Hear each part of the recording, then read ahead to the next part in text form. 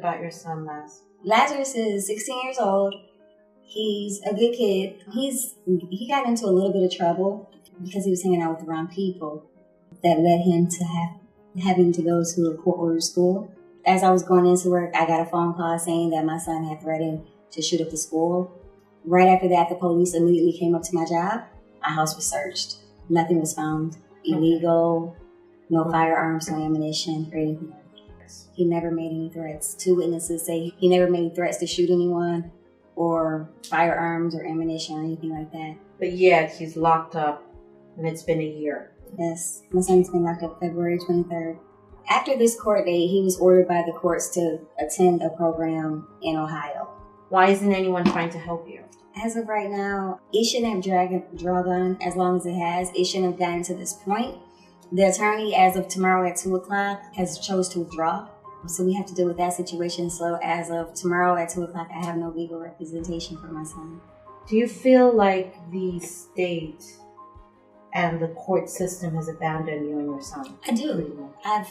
I've gone to some pretty high places with this. Some seriously high places. I've sent packets overnight express to some pretty big people and I got no response. You know, he would never share with me everything that happened, but I know he slept on the floor a lot. This particular facility charged me almost $800 a month for him to sleep on the floor. Wait, why are they charging you $800 a month? Because he's the first child from the state of Michigan to ever go to this placement, so the state of Michigan picked up a bill for $525 per day.